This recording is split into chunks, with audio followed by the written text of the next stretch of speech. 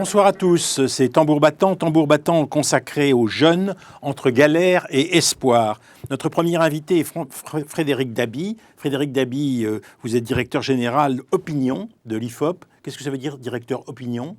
C'est que je dirige le pôle opinion et stratégie d'entreprise, donc je ne fais tout ce qui n'est pas le marketing, donc les enquêtes d'opinion, les enquêtes politiques, les enquêtes électorales. Alors, on vous reçoit avec Hélène Mathieu. Bonsoir. On vous reçoit avec Hélène Mathieu, Bonsoir. qui est ici. Bonsoir, madame. Vous couvrez donc ce champ électoral et politique, effectivement, les études institutionnelles et de stratégie d'entreprise. Et vous venez de publier aux éditions Les Arènes un livre qui s'appelle La fracture, comment la jeunesse d'aujourd'hui fait sécession, ses valeurs, ses choix, ses révoltes, ses espoirs. Alors j'ai commencé par pourquoi la fracture ? Parce que ce titre de votre livre est assez étonnant, parce que les jeunes ont pourtant beaucoup de points communs, me semble-t-il, avec les aînés. Et s'il y a un certain désenchantement des jeunes, j'ai l'impression que le mot fracture entre les jeunes et l'autre génération ne se justifie pas forcément. Alors, je ne vais pas parler de fracture entre les jeunes et les autres générations. Fracture est un terme générique. C'est vrai qu'il y a des points où il n'y a pas de fracture. Il y a des points où même la jeunesse est assez diffusionniste sur le rapport au travail. Il y a le phénomène d'homogénéisation entre les valeurs des jeunes et celles des moins jeunes. Mais ce travail se base sur une enquête historique qui date des années 50. L'enquête 57, exactement. La première enquête, oui. Tout à fait, l'enquête Nouvelle Vague, à partir de laquelle Françoise Giroud, qui n'était pas encore entrée en politique, mais qui était engagée comme patronne de l'Express, forge le concept de Nouvelle Vague.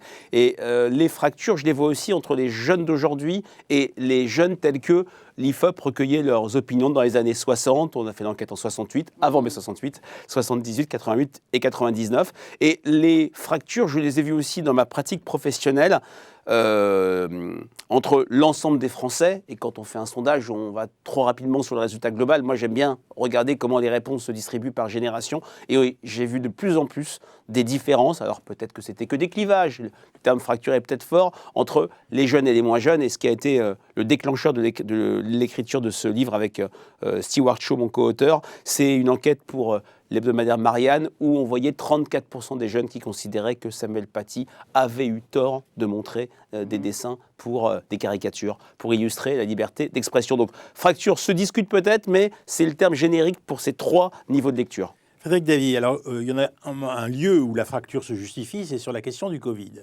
Parce que sur la question du Covid, et vous commencez par ça d'une certaine façon, on peut dire que la dépression des jeunes est considérable. En fait, leur désarroi a été considérable et ils ont été plus affectés peut-être par le virus que les plus anciens, alors que c'est les plus anciens qui mouraient. Tout à fait. Ça signifie qu'au fond, la perspective de leur avenir s'est un peu estompée et qu'au fond, ils ont eu l'impression que plus de balles possibles, plus de partouzes, etc. Tout ça. Et de toute façon... On peut s'en passer quand même. Ah bon, on peut s'en passer ? Allez-y. Et donc, ils ont eu l'impression qu'il y avait quelque chose qui était insupportable pour eux. Et je voudrais que vous insistiez sur le fait que les femmes ont été plus touchées dans ce domaine, les filles, et les moins de 20 ans, et les lycéens majeurs ont été aussi extrêmement touchés. Alors, comment expliquer qu'ils ont été touchés alors que ce n'est pas eux qui mouraient ? Parce que ça a été un moment particulier, un moment inouï, inédit, qui n'était pas anticipé. Hein. On est dans l'anniversaire de l'annonce du premier confinement, hein, c'est le 17 mars 2020. Il ne faut pas oublier à quel point cet événement a saisi les Français en général et les jeunes en particulier. Et quand on les interroge sur leur vécu du Covid, alors que la jeunesse, on le montre dans le livre, n'est pas un bloc monolithique, on a des situations extrêmement diverses et souvent on résume ça sous l'étiquette les jeunes, la jeunesse ou la génération X, Y ou Z. On a eu un vécu commun, des représentations communes. Et la première, à 89%, c'est l'idée que cette jeunesse, ces jeunes ont perdu leurs relations sociales, amicales, sentimentales. C'était très durement vécu.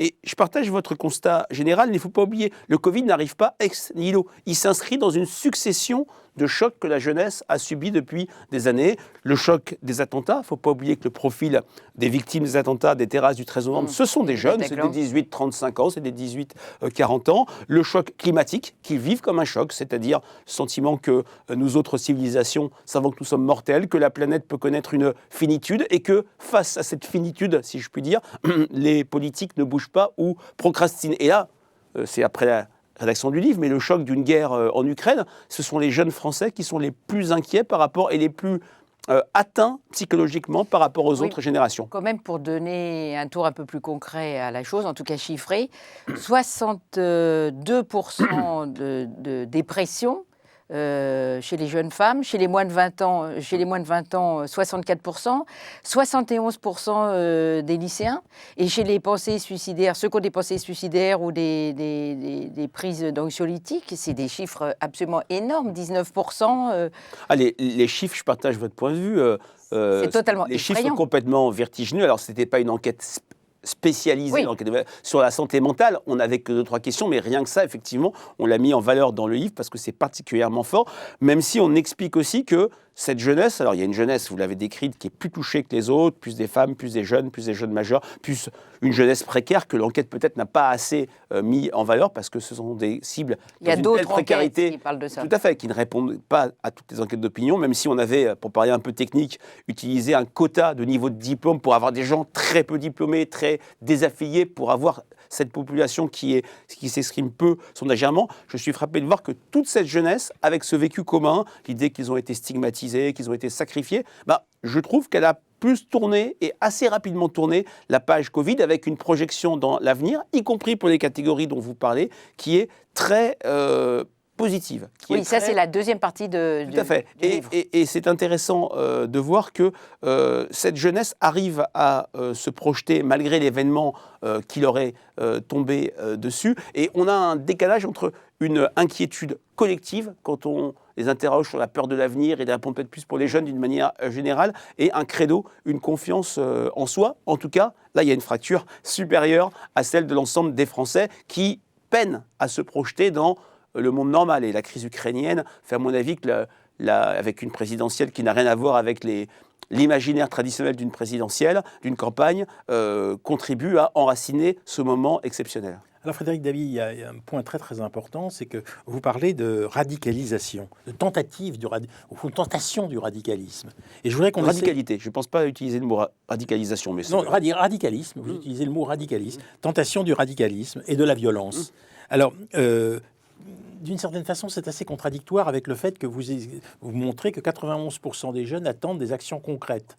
Ils attendent des actions concrètes, ils veulent des choses précises qui ne sont pas de l'ordre de la violence, et en même temps, ils sont tentés par cette violence et tentés par cette radicalisation.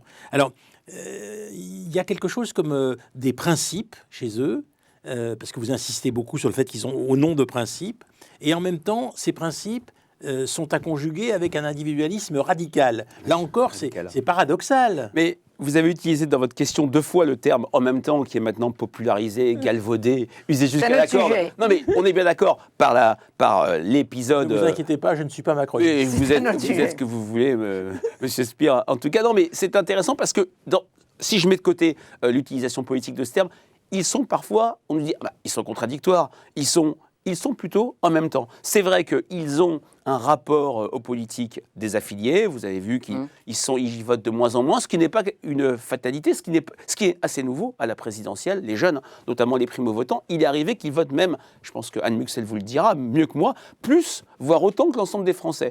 Mais ils croient à une vision pure du politique qui est le politique tel qu'on le conçoit dans notre imaginaire français, qui est le politique transforme la vie. Le politique domine les autres sphères, l'économique et le social. Et en même temps, parce que ce politique ne remplit plus cette promesse originelle, parce qu'il y a cette logique dont je parle de vanité, de vacuité, d'inutilité du vote, certains, pas tous, sont plus que par le passé. Alors, j'ai pas trouvé les références de la jeunesse de mars 68 qui a été interrogée, prêts à des actions radicales, une forme de violence plus que par le passé, prêts à des boycotts. Ils ont quitté le train-train traditionnel des manifestations collectives, même si, bien sûr, il y a des marches pour le climat. Il y a aussi un élément d'explication. Ils se disent beaucoup prêts à manifester. Hein. Tout à fait. Les jeunes filles particulièrement. Oui, les jeunes filles, c'est vrai. Mais peut-être pour répondre à la remarque d'Antoine Spire, c'est que ce que vous dites dans les enquêtes, là, c'est qu'ils veulent des actions concrètes. Très concrètes. Ils ne font pas confiance ni aux politiques, ni aux associations, ni aux syndicats, etc. Mais ils se font confiance à eux pour agir. Et à l'entreprise, ce qui est une vraie nouveauté. Ils attendent de l'entreprise qu'elle fasse des choses. Tout à fait. Vous ne dites pas tout à fait qu'il faut confiance à l'entreprise. Quand on les Ils attendent des valeurs de l'entreprise. Enfin, c'est tout à fait. Quand on les interroge sur qui peut lutter le plus efficacement pour le climat, l'entreprise arrive à un niveau très élevé. On n'est pas sur la jeunesse très anti-boîte, avec une vision très focalisée sur le grand groupe repoussoir. Les jeunes, et d'ailleurs comme l'ensemble des Français, ont une vision plus dépassionnée, plus désidéologisée et plus large de l'entreprise. Ça a énormément changé. Je raconte dans le livre que quand Jean-Pierre Raffarin va en septembre 2002 à l'université d'été du MEDEF, ça fait un scandale, il s'effondre auprès des jeunes dans nos baromètres politiques. Maintenant, ça ne ferait même pas une demi-ligne ou un quart de manifestants. Le rapport au collectif est un peu compliqué. Ils sont sur une logique, vous l'avez dit, individualiste. C'est-à-dire qu'ils sont sur une logique qui, mieux que moi, peut faire avancer une cause. Je ne fais confiance qu'à moi et à mes pairs, à la limite. Ma famille. Tout à fait. C'est vraiment C'est encore un autre sujet. Oui, c'est un autre sujet. On va l'aborder. Le rapport à la famille, j'en suis sûr. Et ils ont aussi une mémoire assez malaisée des mouvements collectifs. C'est la génération, par rapport à la jeunesse qu'on avait interrogée en 1999, qui n'a pas connu le moindre grand mouvement social collectif qui a réussi, qui a fait reculer le gouvernement. Pas de CPE, pas de loi de Vaquet en 86. Ils l'ont lu, mais ils ne l'ont pas vécu. Je pense que ça participe de cela. La radicalité, on la voit aussi sur leur rapport au modèle démocratique, avec lequel ils ont un attachement assez lâche, qui n'est pas très solide. Ils sont tentés par... Alors, quand ils sont entiers à dire qu'il faudrait un militaire à la tête du pays, je pense qu'il ne faut pas prendre la question au pied de la lettre. Ils ne vont pas aller dans les casernes chercher un Pinochet français. Un homme fort, quelqu'un qui va être efficace. Il y a l'idée d'efficacité, il y a l'idée de résultats à travers, comme vous le disiez tous les deux, des actions concrètes. Alors justement, puisque vous parlez du climat, tout ce que vous dites à propos du climat montre que l'enjeu écologique est absolument essentiel aujourd'hui dans leur mobilisation. Et ça joue un rôle important. Et quand vous dites que les entreprises sont plus à même d'agir sur le climat dans leur tête que n'importe quelle association ou parti politique, ça a considérablement changé. De croire que l'entreprise peut le faire. Mais en même temps, on ne croit plus en l'État. Et qu'est-ce que, derrière cette désaffiliation par rapport à l'État, qu'est-ce que vous percevez ? Et est-ce que vous craignez que dans cette désaffiliation par rapport à l'État, il puisse s'enchaîner des transformations politiques préoccupantes? Ce n'est pas impossible. Alors, l'État, pour eux, c'est un grand machin collectif peu efficace. Inutile. Inutile peut-être pas. Pour eux.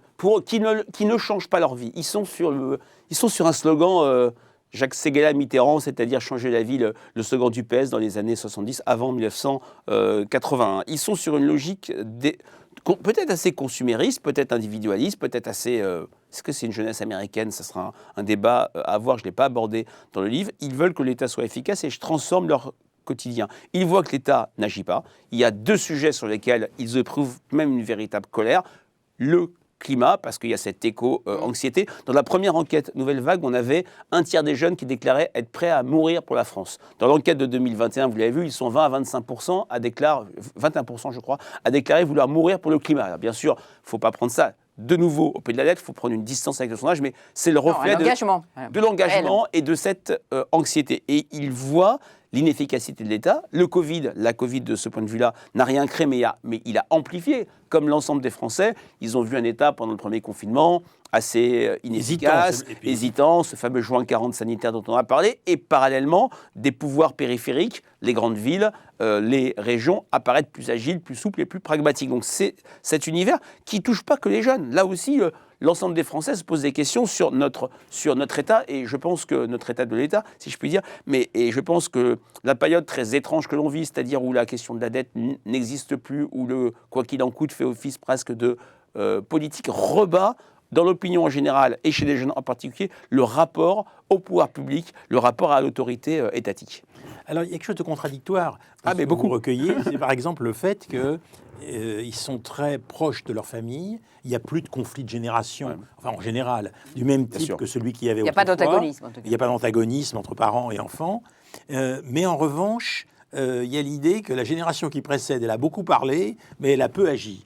Ce qui est absolument incroyable, c'est-à-dire qu'au fond, ils ne leur font pas confiance à la génération d'avant. On ne leur fait pas confiance, et en même temps, on est assez proche. Alors, est-ce que c'est une proximité affective? C'est compliqué. J'aimerais que vous m'expliquiez comment vous arrivez à articuler les deux. C'est vrai, vous avez très bien décrit les choses. Il y a une certaine contradiction. D'un côté, quand on les interroge sur leurs valeurs, leurs mots préférés, on l'a posé de manière différente, la famille arrive systématiquement en tête. Alors, c'était le cas dans les enquêtes, dans les premières enquêtes Nouvelle Vague, mais à cette époque, la famille était le lieu du conflit, était le lieu du débat, pour ou contre De Gaulle, pour ou contre le retour d'une gauche socialiste ou communiste au pouvoir, pour ou contre la guerre d'Algérie, les droits des femmes, la question des mœurs, le rapport à l'homosexualité.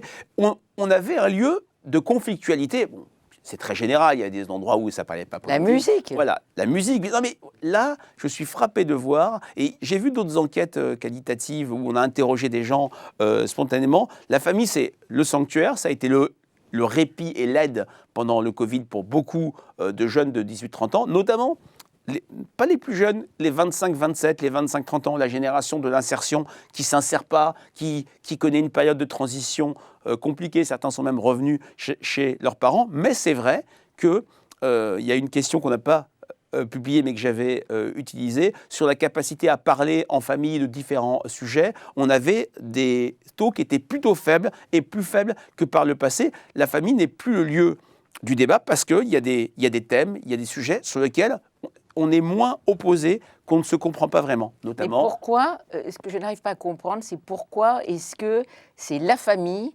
qui a le plus d'impact sur cette génération enfin, c'est plusieurs successions, générations successives de jeunes, pour la transmission de la religion et pour la transmission de la politique, de l'engagement politique. Alors, l'engagement politique, la conviction politique. La socialisation politique par la famille, c'est vieux comme Hérode. Hein, c'est quelque chose qui est très très ancien. C'est pas une véritable. C'est une transmission en fait. Voilà. Et puis la religion. Alors vous avez vu que c'est une jeunesse importante. Hein. Importante.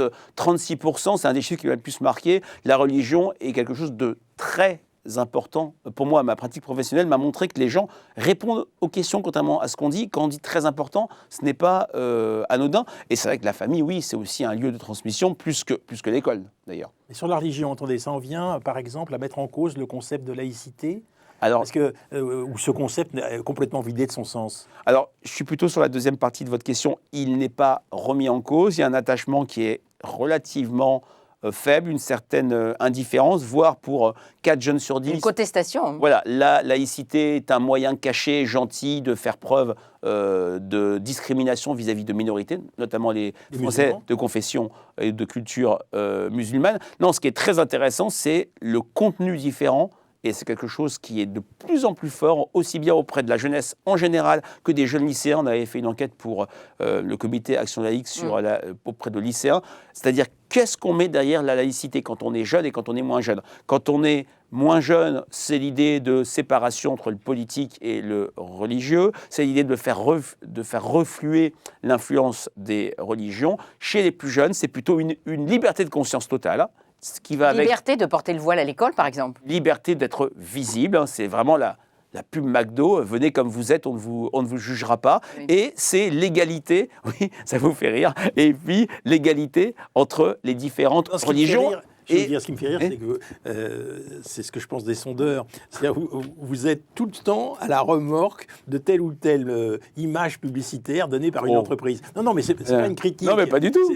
C'est une formule. Parce que je trouve que vous vivez dans le même monde.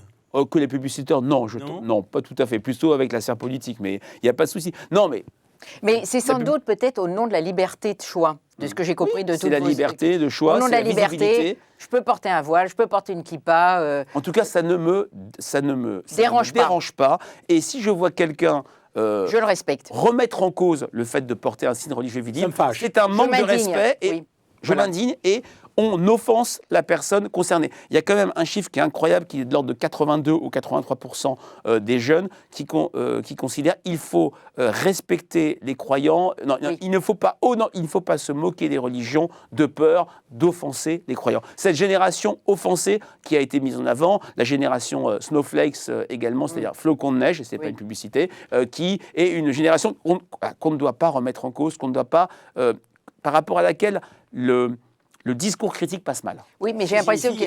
Ça fait écho à ce que vous aviez dit sur Samuel Paty. Complètement, mais complètement. Oui, mais il y a une autre idée quand même derrière dans ce qu'on lit sur vos enquêtes là, que vous présentez, c'est que c'est la défense de la victime. La défense de toutes les victimes. Tout à fait. Et au nom de... Et alors, ils sont attaqués, ils sont victimes, on les défend. Et Samuel Paty, il n'est pas une victime? Surtout, mais je suis tout d'accord. Non, je vous pose la question. Il y a un paradoxe chez eux. Mais tout à fait. Oui. Mais oui, non, mais ils défendent pas. Non, ils défendent pas les qui a fait assassins. ça. Non. Encore que. Non, vous avez raison, quand un tiers délégitime le travail pédagogique de Samuel Paty, ça veut dire quelque chose. Ça monte à 38 chez les lycéens, plus chez les jeunes filles que chez les jeunes hommes. Non, ils sont, comment dire, là-dessus, ils sont l'idée qu'il y a des minorités qui sont des victimes assignées qu'ils doivent défendre. Et il y a ce terme n'est pas de moi, mais il y a une assignation à résidence de telle ou telle minorité visible comme des victimes, comme des personnes qui sont discriminées. Alors, la grande différence, parce que tout cela n'est pas nouveau. Moi, j'ai grandi dans les années 80.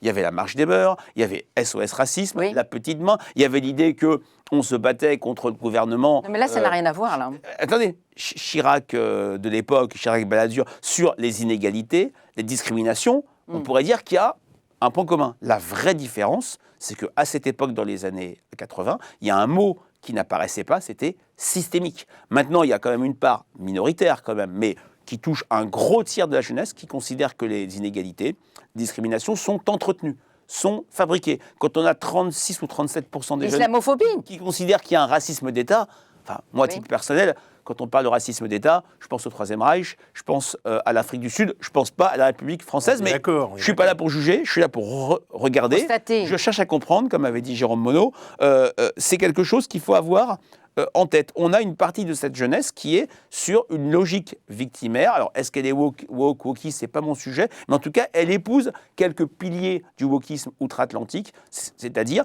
l'idée qu'il y a des inégalités construites, entretenues, fabriquées, et l'idée qu'il y a des victimes désignées. Et ils sont plus pour l'égalité que la liberté. Complètement. Y compris pour eux-mêmes. Hein. Mais tout à fait, tout à fait. C'est étonnant, ça. C'était un vrai passage de témoin par rapport aux jeunesses des années 60 et 70. L'égalité, on l'avait déjà vu quand même dans les années 80. Alors en même temps, il y a un très grand attachement aux valeurs traditionnelles, dites-vous.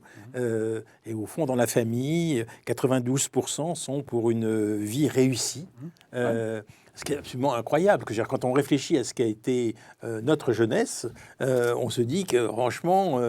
C'est-à-dire que ce qu'il dit, c'est que la vie réussie, c'est réussir ma vie de famille. Oui. Alors, c'est un peu différent. Voilà, je trouve très très intéressant qu'ils mêlent, qu'ils entrechoquent, qu'ils combinent la réussite professionnelle et la réussite personnelle. Oui. La jeunesse des années 80, celle que moi j'ai connue quand j'ai commencé professionnellement, ça n'a pas d'importance, mais je voyais que nous cherchions à séparer la sphère professionnelle et la sphère personnelle. On sait très bien les attentes qu'on voit chez les cadres, absolument concilier vie professionnelle, vie personnelle. On était sur deux sphères étanches. Il y a un chiffre qui peut faire rire dans l'enquête qui est même assez anodin. On a une majorité de jeunes salariés. Alors, on n'a pas tout le salariat. C'est des salariés qui vivent dans les bureaux, mais bon, il y en a quand même beaucoup, qui sont une majorité à dire mes collègues sont avant tout mes amis. Mais vous vous rendez compte, c'est pas une conception. Ils vont boire des coups. Voilà. Et je suis prêt à accepter une baisse de salaire si je peux travailler à quelques dizaines de minutes de chez moi, parce que on passe de manière assez rapide de la sphère professionnelle à la sphère personnelle. C'est très intéressant ce qui est dit. Moi, j'ai trouvé ça très amusant, l'interpénétration entre l'équilibre, mais aussi l'interpénétration, la porosité, vous dites. Par exemple, je fais livrer mes paquets sur le lieu de travail. Ça paraît anodin, mais je prends des rendez-vous médicaux sur mon temps de travail. Ça n'empêche pas qu'ils peuvent venir à 22h finir un travail. Oui, exactement. Alors que nous, on ne supportait pas et qu'on devait travailler le soir. Quand vous avez tous connu, quitter le bureau à 18h et quelqu'un de sympathique vous dit « Ah, tu prends ton après-midi, etc. » Ils ne sont pas sur cette logique-là. Et ils ont une quête de sens sur le travail et une très grande importance liée à l'ambiance de travail. C'est pour ça que le télétravail, oui, mais ils ne sont pas sur un télétravail complet, qui est vu pour eux comme une sorte de poison délicieux, dans le sens où sur le papier, c'est formidable, mais quand on dépasse 2-3 jours de télétravail, on perd le lien. Encore un paradoxe, si tu permets Antoine. Il y en a au moins un tiers qui disent qu'ils s'ennuient au moins une fois par jour. Ouais.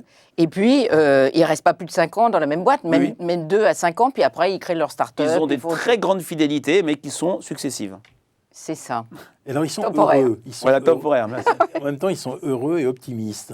Alors, c'est comme ça que vous les décrivez dans leur entreprise. Des salariés heureux optimistes, c'est ce que vous écrivez. Dans l'entreprise, oui. Je pensais que vous parliez de la jeunesse. En général, on a eu cette chute de 27 points par rapport à ces 90. Non, dans l'entreprise, et chaque année, on fait une grande enquête de climat social auprès du salariat français. Ça fait maintenant quelques années que le segment le plus heureux, ce sont les jeunes salariés. Et on vient de restituer une enquête auprès des cadres français pour cadre emploi. Et ben, le segment le plus heureux, ce sont les cadres de 20 à 30 ans. Mais ils expliquent pourquoi ils sont heureux. À cause de l'ambiance, qu'on disait tout à l'heure. L'intérêt. À cause de l'évolution professionnelle.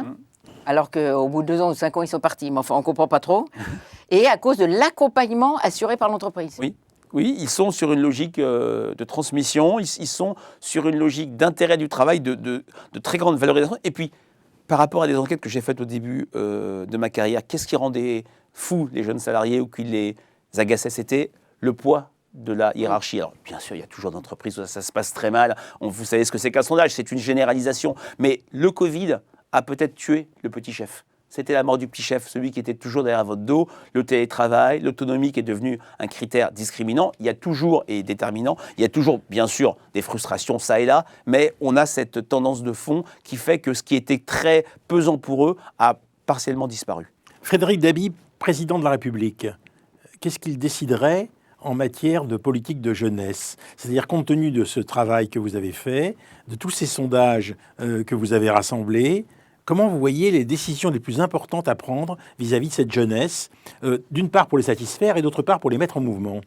Alors, d'abord, leur parler, mais ne pas leur faire croire n'importe quoi et ne pas faire du faux jeune, c'est-à-dire aller sur leur vecteur. Alors, je commence par la fin, par le mode de communication. Séduire, ne pas séduire. Voilà, ne pas être dans la séduction, mais être dans le contrat, dans le pacte. Non, monsieur Macron sur TikTok.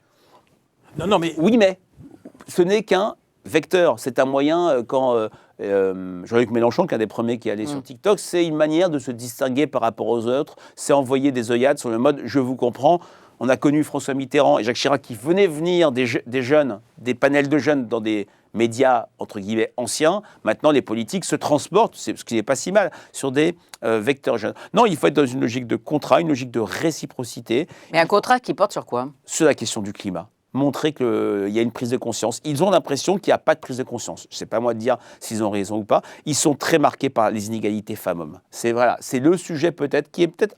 Les questions de genre. Parfois, pas des questions de genre. Ils sont sur un rapport politique. J'ai un verbatim que je n'ai pas mis dans le livre mais qui m'avait frappé. Une jeune fille de 25 ans qui dit, il y a 10 ans, donc elle avait 15 ans, j'entendais ma mère se plaindre amèrement d'un salaire inférieur à celui de ses collègues hommes. 10 ans après, elle me fait comprendre que rien n'a changé. Voilà un sujet qui les met en vraie colère. Et on le voit quand on a vu des mouvements sporadiques comme Nuit debout, comme des mouvements sociaux. La question des inégalités, de la récompense du travail, dans un contexte en plus où par rapport à la rédaction du livre, le pouvoir d'achat est devenu un sujet absolument structurant. Des mots qui avaient disparu du langage des Français revient de manière récurrente. Inflation, relégation parce qu'on n'a plus les moyens de quitter sa campagne parce que ça coûte trop cher de faire un aller-retour pour aller amener le gosse dans son club de sport. Enfin, il y a des choses qui changent beaucoup. Et donc, la question sociale n'est pas une question anodine pour les jeunes. Question sociale, question climatique. Et puis, en termes de méthode, ils sont sur plus de respiration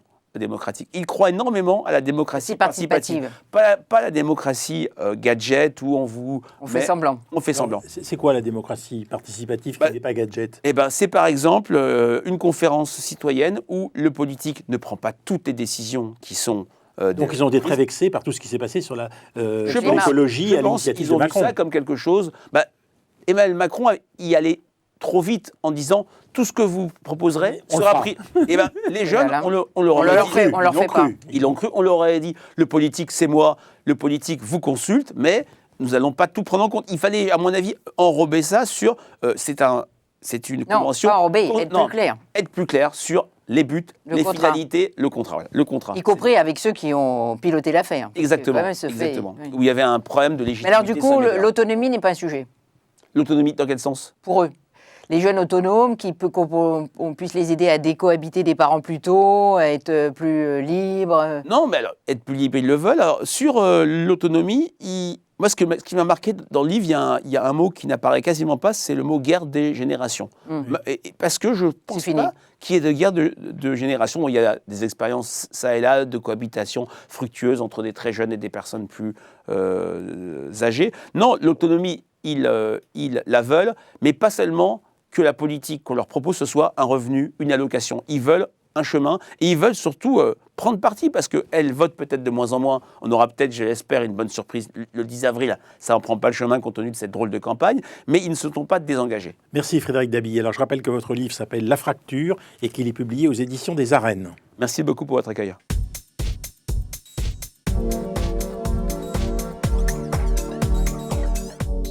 Jeunes entre galère et espoir, deuxième partie sur le grill. Nous avons face à face Yael Amselem Mingui. Bonsoir. Bonsoir. Vous êtes chargée de recherche à l'INJEP. Alors l'INJEP, c'est l'Institut national de la jeunesse, aidez-moi, Et de l'éducation populaire. et de l'éducation populaire. Et vous avez publié un livre extrêmement intéressant sur la jeunesse qui s'appelle Les filles du coin. C'était votre premier livre aux presses de Sciences Po. Les filles du coin, en fait, c'était les jeunes femmes qui sont élevées à la campagne. Voilà, c'est les filles de milieu populaire qui grandissent en campagne. En campagne. Et puis, vous venez de publier un livre qui vient de paraître aux presses de Sciences Po qui s'appelle Jeunesse d'une crise à l'autre et où vous faites au fond le bilan de ce que les jeunes ont vécu pendant le Covid.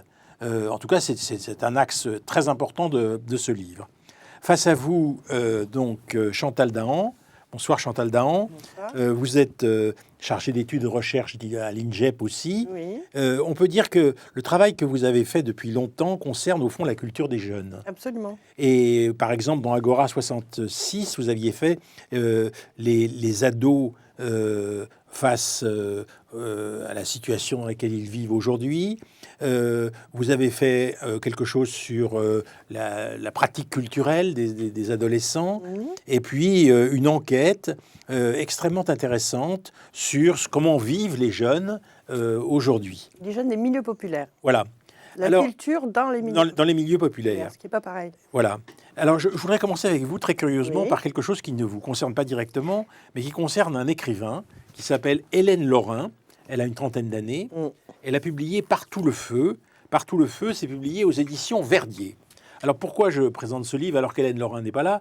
C'est parce qu'elle devait être là. Et que Hélène Lorrain est enceinte et qu'elle est en train d'accoucher et que ses médecins ont souhaité qu'elle ne bouge plus alors qu'elle pensait pouvoir bouger pour venir à l'émission.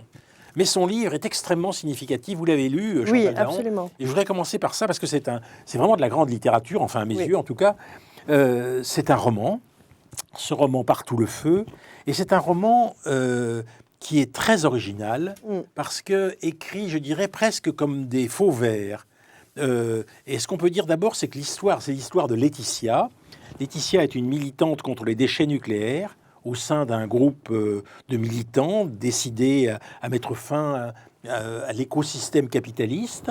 C'est le portrait d'une génération de Tchernobyl. Oui. Pourquoi génération de Tchernobyl? Parce qu'il se donne ce titre, parce qu'au fond, c'est un contre-récit par rapport au nucléaire et une manière pour elle de nous raconter une histoire de cette fille qui vit dans le Grand Est, qui est devenue un cimetière à déchets nucléaires et qui attend avec sa bande d'amis le grand feu, comme d'autres attendent le grand soir.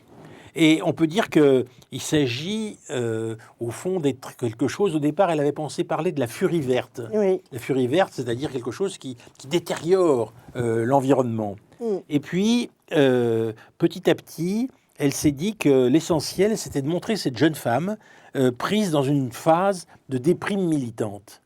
Et moi, j'ai trouvé ça intéressant et très significatif de cette génération, c'est-à-dire qu'il nous montre à la fois le désespoir en face d'une catastrophe écologique et en même temps le constat de méga-feux australiens, par exemple, Oui. à l'échelle de la planète, qui prouvent que cette question écologique embrasse toute la planète. Oui. On est en face d'un grand test qui est fantasmé, mais qui est très vraisemblable. Et le jour de l'explosion de Tchernobyl, au fond, naît sa sœur et elle. Oui. Parce que c'est deux jumelles. Jumelles, Et oui. elle nous raconte l'histoire de deux jumelles à quelques jours de distance. Je voudrais savoir comment vous avez lu ce livre. Est-ce que vous n'avez pas l'impression qu'aussi bien du point de vue de la forme que du fond, on a quelque chose qui est beaucoup plus éloquent que les sondages dont on a entendu à l'instant les résultats, quelque chose qui nous dit très concrètement ce que Oui. c'est que la vie de la jeunesse. Oui. Vive la littérature. Oui. à la fois la vie de la littérature et la vie de la jeunesse. Moi, j'ai trouvé la forme extrêmement intéressante, hein. Une forme sans point, sans virgule, en faux vert, hein, je ne sais pas comment on dit, mais c'est vraiment une forme tout à fait intéressante. Mais surtout, on peut lire, c'est la déflagration à l'intérieur de son texte de tous nos repères habituels. C'est-à-dire que quand on est jeune aujourd'hui, on vit avec un système de valeurs, l'ancien système de valeurs qui n'existe plus et le nouveau système de valeurs qui n'existe pas encore. Et dans cet entre-deux, comment on vit ? Alors, on a les relations avec sa famille, qui sont surtout avec son père, puisqu'elle a perdu sa mère. Et donc, on a les relations avec son père qui prend la bagnole et elle s'énerve contre lui, donc elle lui coupe tous les fils, de sa bagnole pour l'empêcher, parce qu'elle est dans une urgence. Elle est dans une urgence intérieure qui est ce climat qui va arriver et qui l'inquiète grandement. Et en même temps, elle est devant l'image de sa sœur avec son mari qui font partie des middle class avec l'idée de consommer, de continuer à consommer, etc., qui, elle, dans l'urgence où elle est tout à fait insupportable. Et elle vit dans une cave pour pouvoir suivre son inquiétude intérieure, pour pouvoir être en cohérence. Mais elle est en cohérence intérieure avec ce qu'elle pense. Et l'idée, c'est, si vous voulez être aujourd'hui, si vous êtes jeune, si vous êtes inquiet, si vous voulez être en cohérence à votre état intérieur, la route est difficile. Et donc, j'ai trouvé que, à la fois la forme et le fond nous obligent à repenser, mais d'une façon, d'une façon fondamentale, les schémas sociaux dans lesquels nous vivons. Parce que la question de la décroissance, c'est quand même pas vendable, hein. Je veux dire que de dire qu'on est obligé de passer par la décroissance, on va plus consommer. Eh bien, ce livre vous raconte tout ça et cette nécessité de passer par là. Alors effectivement, c'est pas sexy. C'est pas très sexy comme intention. Vrai. On a un côté un peu noir quand même à l'intérieur de cette écriture. Hein. Mais c'est quelque chose qui a un battement de cœur. Il y a un vrai battement de cœur derrière. Et cette nécessité qu'elle a de prendre en charge le collectif indirectement, parce qu'elle défend le collectif indirectement. Et ça, je trouve ça très touchant. Ça fait écho un petit peu au travail que vous avez fait, Yael Amselem-Mingui, sur les jeunes filles de la ruralité. Dans la mesure où on peut dire que Hélène Lorrain est une jeune fille de la ruralité, je dirais qu'elle pourrait être l'emblème du travail que vous avez mené dans ce livre qui s'appelait « Les filles du coin », et que, d'une certaine façon, on a là quelque chose, la concrétisation, la particularisation de ces jeunes que vous décrivez. Peut-être ça nous permettra d'entrer dans un détail par rapport à ce que vivent les jeunes. Dans votre livre, Les filles du coin, vous montrez très bien ce que c'est que ce statut des filles du rural. Oui, alors, dans cet ouvrage, dans une version romancière, de raconter la vie quotidienne des jeunes et des jeunes femmes du point de vue d'une jeune femme, c'est aussi contribuer à la connaissance de la jeunesse. Et moi, quand j'ai rencontré toutes les filles en milieu rural, de classe populaire, qui sont celles qui restent en fait, et pas celles qui vont partir faire leurs études en ville, pas celles qui vont partir travailler en ville, mais vraiment celles qui vont rester, on voit bien à la fois l'importance et l'attachement qu'elles ont à leur territoire, les besoins qu'elles ont, qu'elles expriment, les inquiétudes qu'elles ont aussi, et puis leur place et les inégalités de genre et les discriminations dont elles font l'objet en tant que jeunes, en tant que femmes, en tant que personnes des classes populaires. Et donc c'est tout ça qu'elles vont pointer au regard plus large de ce qui va se passer dans la société, des questions sociales, des gilets jaunes ou encore de l'environnement, qui ne sont pas des préoccupations qui leur passeraient complètement par-dessus. Et c'est quelque chose qu'on va retrouver aussi dans ce roman. Dans Partout le feu, si vous voulez, on voit au fond une jeune femme qui prend en compte le combat écologique, mais pas du tout comme une notion politique abstraite, mais comme quelque chose qui concerne sa vie. Absolument. Concrètement. Absolument. C'est-à-dire, au fond, les nouvelles, les grandes nouvelles, les feux en Australie, par exemple, ça fait partie de son horizon. Immédiatement. Hein, et tout de suite. C'est comme si c'était dans sa vie, presque, vous voyez ? Oui, mais presque le point commun qu'elle aurait avec les filles que moi j'ai pu rencontrer, c'est presque plus le père qui prend la voiture tout le temps en fait. Ouais. Et où on voit l'omniprésence de la voiture dans toutes les formes de déplacement. Oui, quand on est une fille, on a accès au permis de conduire plus tard que les garçons. Oui, quand on est une fille, on a accès à la voiture plus tard que les garçons, parce que c'est les garçons qui vont hériter de la voiture de la grand-mère ou du grand-père ou de l'oncle ou de la tante qui va changer de voiture. Et donc oui, la voiture en milieu rural, elle est au centre de tous les déplacements, depuis la petite enfance, pendant la jeunesse et au moment du passage à l'âge adulte, sur aller d'un point A à un point B, aller à l'école, retrouver des potes, aller au travail, faire un stage, aller en vacances, aller faire des courses, aller chez le médecin. Ça peut être tous les pans de la vie où on voit l'omniprésence de la voiture qui parfois entre en contradiction avec « il faudrait faire attention ». Mais on va faire attention sur autre chose parce que la voiture, si on n'utilise plus sa voiture, on ne bouge plus. Oui. Chantal? Oui, non, je disais que vraiment, ce livre-là est tout à fait... nous signale le vide dans lequel sont les jeunes aujourd'hui et leur quête de sens. Ils ont besoin, ils ont une très très grande quête de sens parce qu'il y a un monde qui meurt et il y a un monde qui arrive. Mais ce n'est pas seulement une quête de sens, c'est quelque chose qu'ils s'approprient eux-mêmes. Ah oui, ils s'approprient très concrètement, c'est-à-dire qu'ils sont actifs dans cet entre-deux. C'est eux qui vont faire, c'est eux qui font partie des gens qui vont remettre en place ces valeurs, qui vont permettre aux choses d'exister. Ils sont tout à fait prêts à le faire, mais ce travail de faire ressurgir tout un monde, des valeurs, des pensées complètement différentes de celles qui existent, c'est quand même un sacré boulot, hein, quand vous voulez vous faire porter sur votre vie. Vous ne prenez pas de voiture, vous n'utilisez pas tous les produits que vous considérez, vous ne mangez pas pareil, ça vous demande quand même une façon de vivre assez particulière. Il faut quand même pouvoir. Et ils le font. Ils le font. C'est ça qui est étonnant. Ça fait partie de leur vie. C'est pour ça que je voudrais vous recommander donc ce livre d'Hélène Lorrain qui s'appelle Partout le feu. Partout le feu, c'est vraiment un livre très très étonnant.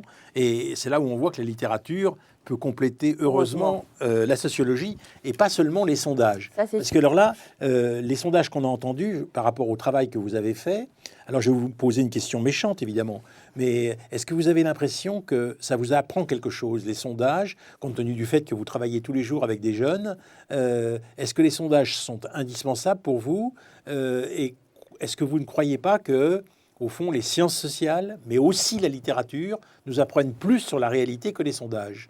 Alors, pour moi, les sondages, de toute façon, on vit dans une société où il y a des sondages. Il faut faire avec, il faut composer avec.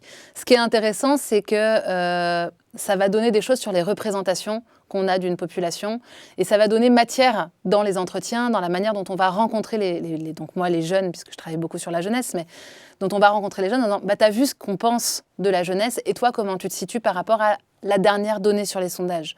Les jeunes feraient de plus en plus n'importe quoi, les jeunes seraient comme ci, les jeunes seraient comme ça, sur les valeurs, sur la morale, sur la politique, sur la ruralité, ou encore, il y a moins de sondages sur la ruralité que sur le reste, mais ça n'empêche que ça permet de donner des points d'accroche et des points de discussion, et aux jeunes, des points de contester aussi les représentations qui pèsent sur elles et sur eux.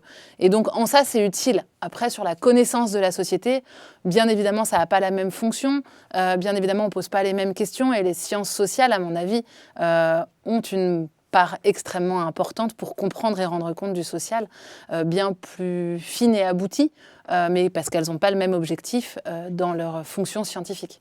Alors il y a un point très important, c'est bien sûr que vous soulignez dans chacun de vos travaux, c'est les inégalités qu'il y a en matière de culture chez ces jeunes. Oui. C'est-à-dire qu'en fait, les sondages nous disent quelque chose de global, mais dans la mesure où les inégalités sont très grandes, ce qu'ils nous disent est un peu flou par rapport au concret de l'existence, non? Absolument. Mais quand on dit qu'il y a des inégalités, il y a des inégalités sociales, il y a des inégalités culturelles, il faut toujours faire très attention. La dernière étude que j'ai faite sur une approche des pratiques culturelles des jeunes en milieu populaire nous le montre. Il faut faire attention que la culture n'est pas qu'un instrument de domination. Il l'est, bien entendu, c'est hors de question de penser l'inverse, mais il est aussi de la culture tout court. Et que c'est important de considérer la culture en tant que telle, c'est-à-dire que c'est ce qui nous permet de nous socialiser, de nous identifier et de pouvoir avoir une représentation du monde. Et plus nous avons d'éléments, plus notre palette grandit, plus nous avons une représentation importante. Et l'inégalité est là.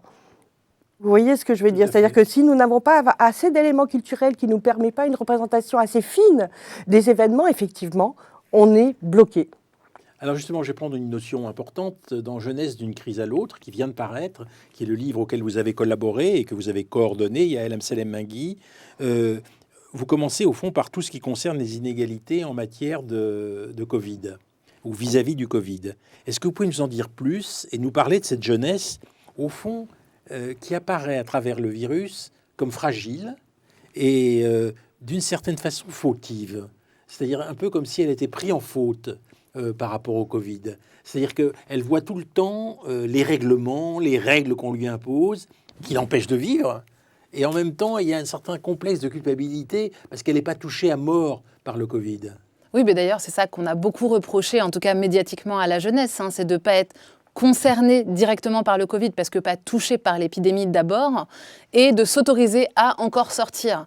Et en fait, c'est pas à n'importe quelle jeunesse hein, quand on s'adressait à avoir des jugements de valeur, à reprocher à des jeunes de ne pas suffisamment porter le masque, de ne pas suffisamment jouer le jeu, de ne pas suffisamment se sentir concerné par l'épidémie, et de continuer de sortir, de continuer... Alors, on a pointé très rapidement des fêtes qui se seraient faites de manière illégale, souvent en campagne, par les jeunes de milieux populaires, parce qu'en fait, c'est des fêtes qui ont lieu dans l'espace public, tandis que toutes les fêtes dans les espaces privés des jeunes de classe supérieure, on ne les voit pas, on ne peut pas les...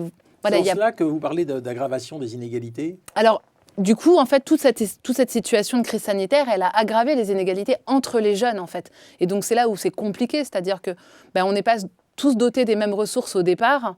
Et puis, la situation de la crise sanitaire, elle a fait exacerber toutes les situations de toutes les fractions de la jeunesse. Et donc, on va voir combien les conditions de logement, mais aussi le type d'emploi des parents, mais aussi l'absence d'emploi des parents, mais aussi le type de filière d'études ou pas, vont jouer sur la manière de gérer l'épidémie et les perspectives dans l'avenir. Et on va voir que le genre, la classe sociale, le rapport au territoire, le territoire où on vit, les origines ethno-raciales vont jouer et vont être des facteurs discriminants sur la manière de sortir la tête de l'eau ou d'avoir des grosses difficultés au moment de la crise épidémique, qui sont en fait l'exacerbation d'inégalités préexistantes à cette situation. Mmh. Vous aviez déjà l'impression de ces inégalités culturelles, mais pas seulement culturelles, Oui. de ces inégalités provoquées par, bien sûr, le niveau économique, mais pas seulement. D'une certaine façon, c'est des inégalités qui touchent à la couche sociale à laquelle on se réfère, non ? Oui, bien entendu, ce sont des inégalités, mais la façon dont on peut... Quand j'ai étudié la façon dont les jeunes, à partir de 12-20 ans, les adolescents, c'est très important, c'est au moment où ils rentrent dans le monde, où ils posent leurs paroles et où ils cherchent leur place, donc c'est très intéressant, ils se trafiquent une culture pour résister. Ils se trafiquent une culture aussi pour pouvoir penser le monde. Donc, si vous voulez, même si on est dans un milieu inégalitaire, entre guillemets, il y a quand même cette capacité de la jeunesse et des adolescents de pouvoir... de briques et de broc, monter des musiques, des danses, des formes qui leur permettent de penser le monde, de ne pas être les pauvres petits, vous voyez ce que je veux dire, et d'avoir une culture de résistance. Alors bien entendu, ce ne sont pas des nouvelles cultures qui arrivent à toutes les adolescences, hein, mais ce sont des cultures qui se rénovent, qui s'innovent, et je trouve que quand même les jeunes ont une sacrée capacité à s'innover. Et à innover leur rapport au monde. Et ça, bravo pour l'énergie. Je pense que s'ils n'avaient pas d'énergie, ce serait encore plus grave. Mais heureusement, ils ont l'énergie de se battre, comme votre tambour. Ils ont vraiment l'énergie. Et ils inventent des représentations, ils inventent un monde. Par exemple, si on prend le rap, tout simplement, qui sont des récits, qui sont des récits de vie, on essaye de monter un récit collectif. Un récit collectif qui vous permet de vivre, quand même. Alors, quand on parle d'invention, je pense évidemment à la question de la musique, qui est très présente dans le livre d'Hélène Lorrain, dont j'ai parlé tout à l'heure, Partout le feu. En fait, on a des musiques très différentes dans ces différentes jeunesses. Et on a des passions. Alors, il y a la passion pour le rap, mais toute la jeunesse n'a pas la passion pour le rap. Non, bien sûr. Et en fait, ce qu'on va voir, c'est que de toute façon, la culture et les pratiques culturelles, elles vont permettre de constituer des groupes. Elles vont permettre de basculer d'un groupe à un autre. Et on va voir que justement, l'avantage d'être connecté aussi, ça peut permettre de basculer d'un groupe à un autre sans que l'autre groupe le sache et d'être presque plus flexible ou fluide ou de découvrir d'autres... Et d'être éclectique. Oui, voilà, d'être éclectique et puis d'être éclectique avec d'autres personnes Oui. qui ne sont pas forcément sur son territoire, qui ne sont pas forcément dans son établissement scolaire. Et voilà, on va faire des communautés d'appartenance qui vont parfois se regrouper et voilà, s'additionner, et puis parfois qui vont être très différentes. Mais ça va permettre de pouvoir se construire, y compris en temps de confinement, où on a vu que sans la culture, ça aurait été encore plus compliqué. Alors justement, puisqu'on parle de culture et en fait de s'organiser, est-ce que finalement la bande, ça n'a pas une très grande importance? Alors on voit une bande Oui, exactement. dans le livre d'Hélène Lorrain, là encore la littérature est très très forte, une bande où les affects se nouent et se dénouent suivant les moments, et en conséquence vous amène à trouver d'autres bandes ou éventuellement à couper en partie avec la bande dont on vient. Est-ce que vous avez observé ce phénomène et qu'est-ce que vous pouvez en dire? Oui, alors quand j'ai fait l'enquête sur les filles du coin, par Oui, exemple, clairement, pensez à ça. il y a, on voit la constitution des groupes de copines puis des groupes de copains, et puis comment on passe d'un groupe à un autre parce qu'on a grandi, parce que d'un seul coup on n'a pas les mêmes affinités, parce qu'on fait avec les gens qu'il y a aussi quand on est au collège, et puis quand on arrive au lycée, on fait avec les gens qui sont différents, parce que d'un seul coup c'est des établissements qui vont regrouper beaucoup plus de jeunes, où il va y avoir des milliers de jeunes dans le même établissement, et d'un seul coup les affinités spécifiques on va pouvoir faire comprendre qu'on préfère ça et faire passer ses préférences à la place de ceux qui étaient disponibles. Et donc on va voir combien il y a aussi la création de groupes avec lesquels on peut, où il faudrait traîner, où il faudrait être et sortir, et puis la constitution, l'identification de groupes avec qui il ne faut pas être, ceux qui posent problème. Alors, dans les filles du coin, il y a l'incarnation des bourgeoises d'un côté et des racailles de l'autre, par exemple, dont elles vont parler, mais elles vont aussi identifier les cassos avec qui il ne faut pas traîner, au risque d'être considérées comme telles, et ainsi de suite. Et on va voir combien les enjeux de réputation des groupes, mais aussi de réputation des lieux où on va pouvoir être et traîner avec ses potes, être et fréquenter, vont être largement empreints de normes et de représentations qui vont se diffuser chez les jeunes et qui ne sont pas sans lien avec la manière dont les adultes participent à considérer ces lieux. Et je pense qu'il y a quelque chose qui est très important dans ce que disent les filles du coin, c'est la place des adultes dans la vie quotidienne des jeunes, et que les jeunes ne vivent pas tout seuls dans un monde isolé entre eux et pour eux, mais ils vivent dans un monde avec des adultes qui participent à créer ces groupes, qui participent à alimenter les discours autour des groupes, les discours autour des familles, les discours autour des lieux, les normes, les valeurs, les représentations. Est-ce que vous confirmez ce que disait le sondeur sur la question du recul du conflit des générations? Je pense que la question du conflit des générations, elle est très compliquée. Ça dépend sur quoi on parle. Dès qu'on va parler féminisme ou droits des femmes, il y a des choses sur lesquelles il y a encore des gros conflits entre les familles. C'est-à-dire qu'ils pensent que la génération d'avant n'a pas du tout fait le boulot. Les jeunes ? Oui. Ouais, où ils pensent que leurs parents ne bougent pas assez vite, Oui, que leur famille ne bouge pas assez vite sur le monde d'aujourd'hui, qu'on va leur reprocher en permanence, par exemple, d'être tout le temps connectés, même quand leurs propres parents sont tout le temps connectés. Mais les parents ont toujours un bon prétexte pour être connectés. Les jeunes ont toujours un mauvais prétexte pour être connectés. Le mauvais prétexte, c'est d'être avec ses potes. Les parents font la même chose. Voilà. Et donc, en fait, on va voir qu'il y a des conflits. Et en fait, les conflits de vie quotidienne, pour moi, sont extrêmement présents dans les discours des jeunes, parce qu'ils viennent alimenter toute la vie quotidienne. Alors, c'est peut-être pas les grands conflits politiques au sens noble du conflit, mais pour autant, il y a des micro-conflits sur est-ce que j'ai le droit de sortir ou pas. Ton frère, il peut sortir et pas toi. Et pourquoi j'ai pas le droit de sortir? Pourquoi je sors moins que lui? Et voilà. Et là, d'un coup, on va avoir du conflit. On va voir. Enfin, du coup, il y a plein de micro-situations de la vie quotidienne dont les filles, notamment, font part dans leur désapprobation aussi, et elles vont soutenir en même temps leur mère sur la gestion de la famille et du travail domestique, parce qu'elles vont constater les disparités et les inégalités de genre dès leur famille, en fait. La question des rapports hommes-femmes est absolument centrale, à Alors, votre avis? Ouais, je pense que vraiment là, il se joue quelque chose sur les rapports de genre, les inégalités liées au genre, la question d'une génération qui est bien plus acceptante sur l'orientation sexuelle et l'identité de genre diversifiée que ne le sont leurs parents, qui ne comprennent pas forcément même les mots que vont utiliser les jeunes et qui sont perdus et qui paniquent dès qu'on va parler d'autre chose que d'hétérosexualité. Donc, au fond, il y a quand même des différences de perception énormes entre les générations.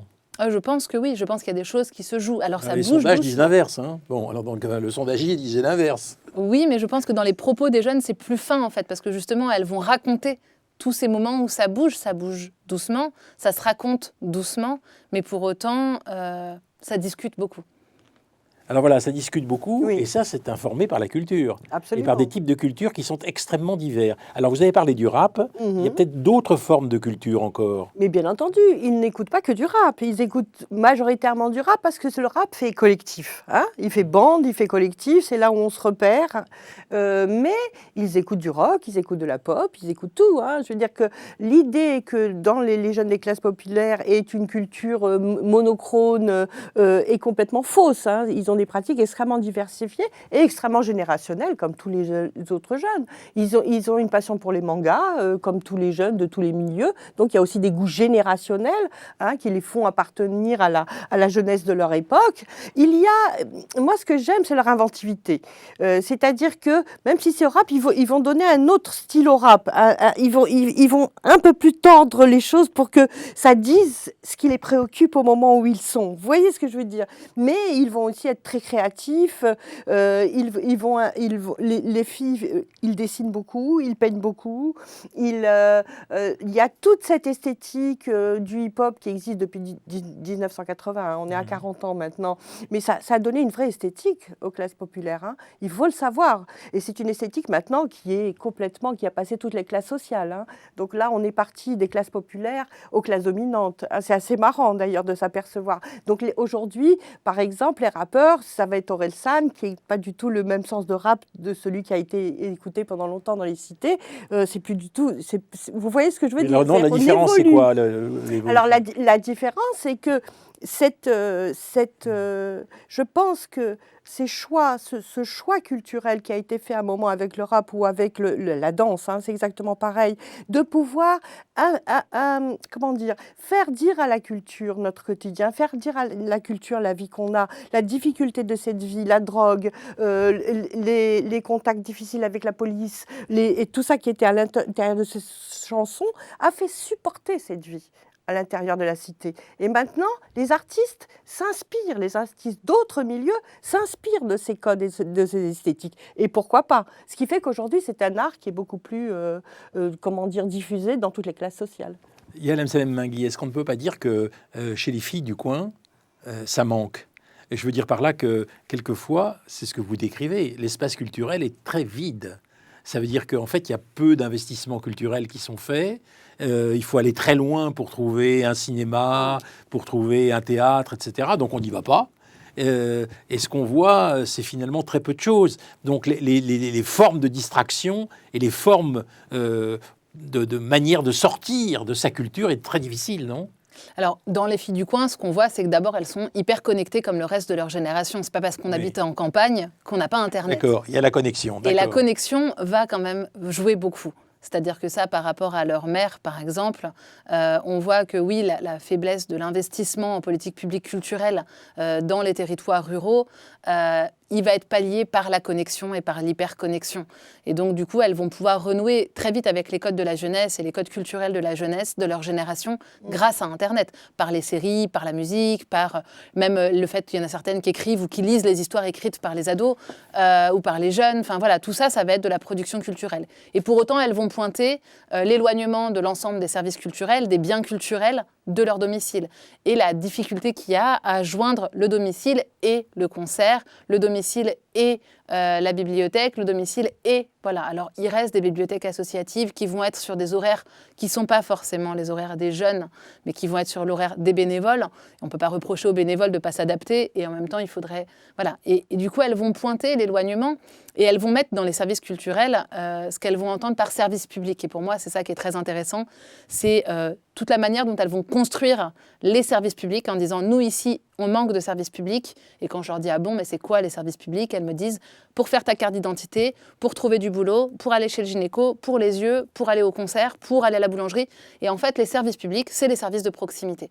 Et c'est pas les services publics au sens où on va l'entendre en politique publique, que ce dont elles ont besoin. Et ce dont elles ont besoin, c'est aussi de pouvoir boire un chocolat chaud avec de la mousse en écoutant de la musique sans se faire juger, de pouvoir aussi aller écouter ou aller au cinéma ou aller regarder un film avec des copines sans que ça soit hyper cher ou ingérable. Et encore une fois, moi je reviens sur cet aspect aussi de la culture, de donner un sens à leur vie. Ça, c'est très, très important. Ça donne un sens à la vie. Le fait de pouvoir avoir un récit commun, de leur vie, en musique, en danse, en peinture, ça aide à vivre, ça aide à essayer de comprendre leur monde et essayer de trouver leur place. Difficile de trouver leur place, hein. Difficile.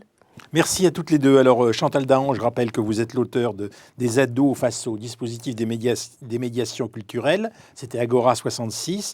Les ados et la culture, un défi pour les institutions muséales. Et puis, goût, pratique et usage culturel des jeunes en milieu populaire. Et puis, pour vous, Yael Amselem Mingui, je rappelle que vous êtes l'auteur de ce fameux livre.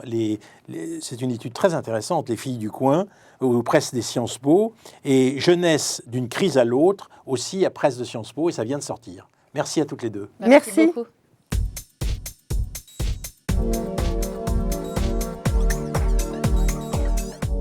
Jeune entre galère et espoir, notre grand témoin est Anne Muxel. Bonsoir Anne Muxel, vous êtes sociologue, politiste au CEVIPOF. Vous êtes directrice de recherche au CNRS. Vous avez publié plusieurs livres et je pense surtout à Politiquement jeune, qui a été publié aux éditions de l'Aube. Et vous venez de publier Les Français sur le fil de l'engagement, qui rejoint un tout petit peu notre questionnement par rapport aux jeunes, dans la mesure où c'est la question de l'engagement de ces jeunes et la manière dont ils s'organisent autour de laquelle on va tourner avec vous. Alors, vous expliquez que les jeunes sont des enfants du désenchantement. Et je voudrais commencer par ça, parce qu'ils ne sont pas dépolitisés, dites-vous, mais ils sont politisés autrement. Alors, essayez de m'expliquer exactement qu'est-ce que c'est ce autrement. Alors quand je dis déjà les jeunes sont les enfants du désenchantement, c'est en fait parce qu'ils sont surtout porteurs du désenchantement de leurs parents, de la génération qui les précède. Vous confirmez ce qu'avait dit Dabi tout à l'heure sur la convergence qu'il y a entre les jeunes et leurs familles et le fait qu'il y a moins de conflits de génération? Oui, il y a plutôt une déconflictualisation de la politique sur la scène familiale et privée. Tous les travaux que j'ai pu mener dans ce que j'ai appelé la politisation intime, c'est-à-dire la façon aussi dont la politisation se fait au sein du cercle de ses proches, dans la famille, dans les relations amicales aussi. Donc ça s'est quand même déconflictualisé avec le temps, on y reviendra peut-être. Mais pour rester sur votre question, les jeunes sont moins désenchantés qu'ils ne sont porteurs effectivement du désenchantement de leurs parents. Et ils sont pas dépolitisés. Ça fait maintenant une bonne trentaine d'années que je m'inscris en faux à partir de mes travaux sur la dépolitisation des jeunes. Et j'essaie de montrer, avec d'autres bien sûr, d'autres chercheurs, qu'ils sont politisés autrement. Ils sont plus distants de la politique institutionnelle. Ils sont porteurs d'une défiance politique, mais en cela, ils ne sont pas très différents des autres classes d'âge. Aujourd'hui, la défiance des Français à l'égard de la politique est extrêmement importante. Au CEVIPOF, le baromètre de confiance politique que nous menons chaque année montre combien le fossé est grand entre les élites politiques, le personnel politique, mais aussi les institutions politiques vis-à-vis desquelles les Français se sentent, très éloignés. Donc, en fait, ces jeunes qui rentrent en politique, qui font leur premier pas en politique, dans ce temps de défiance, dans ce temps aussi de modification profonde des usages démocratiques, hein, c'est vrai que le vote n'est plus l'outil par excellence d'expression démocratique, bien d'autres formes de participation politique Alors justement sur le vote, vous montrez qu'il y a un adviennent. rapport intermittent au vote. En Oui. fait, il y a vraiment quand même une désaffiliation électorale. Alors, désaffiliation, le mot est fort. Certains chercheurs évoquent des risques de déconsolidation démocratique, et notamment de déconsolidation démocratique qui se manifesterait au travers d'une distance, voire d'une critique à l'égard de la représentation politique et de la nécessité de désigner la représentation politique. Alors, dans ce contexte, dans un contexte de demande de démocratie directe, effectivement, autant de possibilités que veulent se donner les citoyens de se faire entendre sans la médiation des organisations politiques traditionnelles, partis ou syndicats. Dans ce contexte, bien sûr, le vote est un peu à la peine. Alors, ce qui s'est généralisé aujourd'hui, c'est cette pratique intermittente du vote, qui correspond à une montée de l'abstention et au fait que l'abstention a gagné aussi fortement en légitimité. En même temps que la norme civique du devoir de voter s'est affaiblie, eh bien, et que le vote est revendiqué de plus en plus comme l'expression d'un droit, et non pas, et de moins en moins comme le respect d'un devoir des citoyens, eh bien dans ce contexte, dans cette évolution, ce qui s'est imposé maintenant, c'est une alternance finalement entre des moments de participation électorale, notamment à certaines élections, et l'élection présidentielle en cela est l'élection qui mobilise le plus les électeurs. Donc alternance entre des moments de participation électorale et puis des moments de désaffection des urnes. Et on l'a vu les derniers scrutins notamment. Mais est-ce qu'on peut dire un mot des gens qui ne sont pas inscrits sur les listes électorales? Oui. Chez les jeunes, il y en a beaucoup qui ne sont pas inscrits sur les listes électorales. Alors, est-ce que vous avez mesuré ça? Est-ce Oui. que vous savez exactement ce qu'il en est? Oui, alors chez les jeunes, depuis maintenant 1997, il y a l'inscription automatique à l'âge de 18 ans sur les listes électorales. C'est quelque chose qui a beaucoup changé par rapport à ce qui existait avant. Les jeunes, maintenant à 18 ans, ne sont plus obligés de faire la démarche pour aller s'inscrire sur les listes électorales. Simplement, ce qui se passe ensuite, c'est qu'ils vont bouger. Beaucoup d'entre eux vont bouger pour des raisons professionnelles, pour des raisons Il faut aller faire son changement. de formation.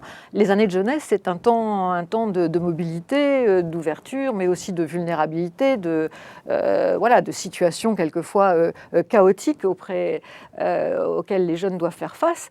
Et donc, ils restent inscrits au domicile de leurs parents, mais évidemment, bien souvent, ils sont pas là le jour ils du ne vote. sont pas là le jour du vote, ou retourner là demande un effort trop important, et ils ne sont peut-être pas, leur lien à la politique fait qu'ils ne le font pas. Bref, la mal-inscription, ce que des collègues Jean-Yves Dormagin et Céline Braconnier appellent la mal-inscription, ils ont beaucoup travaillé là-dessus, touche effectivement les jeunes et explique cette part importante d'abstentionnisme, je dirais, pour des raisons structurelles, diverses, pratiques, qui fait qu'ils ne vont pas aller voter pour ces raisons-là. Mais s'y ajoute bien sûr cette abstention qui résulte de la défiance, de cette défiance politique, de cette difficulté à se repérer dans une offre électorale jugée peu satisfaisante ou éventuellement trop brouillée. Pas concrète. On a l'impression que ils voteraient si ça servait à quelque chose pour eux. Oui, alors la question... Parce qu'ils s'engagent dans des actions. Oui, ils s'engagent. Quand ils voient la question de l'utilité sociale du vote, évidemment, se pose. Sur la question de « ils s'engagent », j'ai cru comprendre qu'il y avait une petite différence entre vous et vos collègues Lazare et Galland, qui viennent de sortir une étude sur les jeunes et qui insistent sur le mot « désengagement ». Et vous, c'est pas tout à fait ça. Vous dites ils sont continués à être engagés autrement. Alors, j'aimerais bien que vous m'expliquiez cet écart entre les deux études. Alors, je pense qu'on peut effectivement discuter de cet écart, mais disons que c'est un point de vue que j'ai, mais qui résulte aussi de mon travail et de mes observations maintenant depuis longtemps. Les jeunes ne sont pas indifférents à la société qui les entoure, au collectif, aux questions qui se posent aux autres, mais aussi à eux-mêmes. Et on a bien vu qu'ils savent occuper l'arène politique, se mobiliser à l'occasion d'une réforme du système éducatif, à l'occasion de mesures touchant le monde du travail, le rapport à l'emploi, mais aussi pour des causes plus larges, des causes universalistes, défense des droits de l'homme, égalité homme-femme, etc. Et aussi, bien sûr, le climat. Dans une une recherche que j'ai menée tout à fait récemment, l'Observatoire de la génération Z. La génération Z, pour 3000 jeunes de 16 à 18 ans pour l'armée. Voilà. J'ai pu mesurer qu'un jeune sur 5 de 16-18 ans a participé concrètement à une marche pour le climat. C'est quand même beaucoup, 16-18 ans, c'est tout jeune. Il y a tous ceux qui disent qu'ils potentiellement ils pourraient participer, y compris les filles. Alors cela, donc là, du coup, on atteint des chiffres très intéressants. On atteint les 2/3 des jeunes qui... Oui. Donc vos collègues ont tort de parler de désengagement. Ils interprètent, on va dire, les données peut-être d'une autre façon. Est-ce que vous êtes poli entre chercheurs?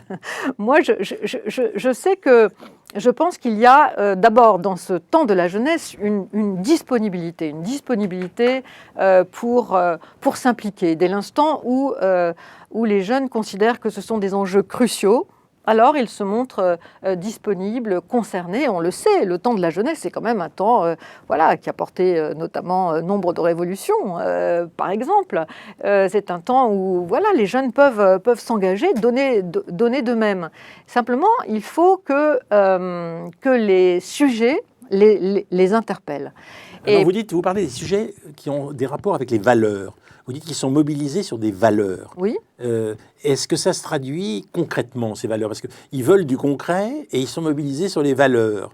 Alors, comment on articule les deux? Je crois que ce qui les caractérise, ce qui caractérise cette jeune génération, c'est à la fois le fait qu'ils ont toujours des idéaux, des valeurs qui les portent, au travers desquelles ils décodent la société qui les entoure, mais ils veulent aussi de l'efficacité. Ils sont aussi pragmatiques. Ils savent aussi interpeller les politiques pour qu'il y ait des mesures efficaces qui soient prises. Donc et c'est à l'intérieur de ce double moteur pour eux, à la fois celui des valeurs, mais aussi celui des mesures concrètes à prendre, avec donc l'idée que ces mesures doivent être prises dans un temps relativement bref. Il y a toujours cette idée d'une urgence à laquelle les politiques doivent répondre. C'est dans ce temps que se font aujourd'hui les engagements. Pour prendre un exemple très récent, celui de la crise sanitaire, qui a quand même beaucoup, vous l'avez rappelé d'ailleurs tout à l'heure, qui a beaucoup préoccupé les jeunes qui ont connu des situations très difficiles à l'occasion de la crise sanitaire, qui a 70% révélé beaucoup d'inégalités, ont vécu ça de manière très difficile. Beaucoup d'inégalités, beaucoup de souffrances psychiques. Mais en tout cas, dans cette petite étude que nous avons vous dites cette petite étude qu'ils sont passés à côté de leur adolescence.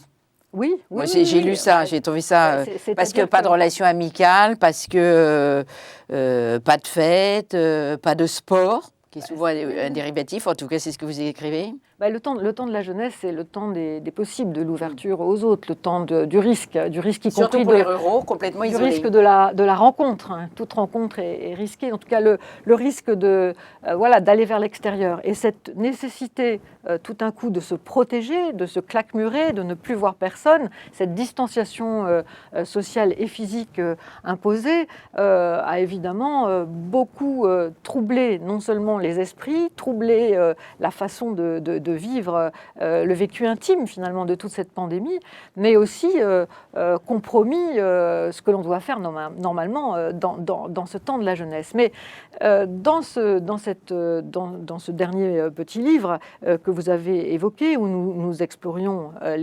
l'état de l'engagement et des dispositions à s'engager des Français, eh bien on a pu constater que les plus jeunes dans la crise sanitaire se sont montrés plutôt plus engagés que les autres dans des engagements de proximité pour aider d'autres étudiants, pour aider d'autres jeunes qui perdaient leur travail, pour aider leur famille, les personnes âgées autour d'eux, les voisins. Bref, on voit bien que les jeunes sont loin d'être désengagés. C'est pour ça que vous disiez dans le livre précédent, ils sont plus à gauche que les vieux, même s'ils sont moins à gauche qu'autrefois.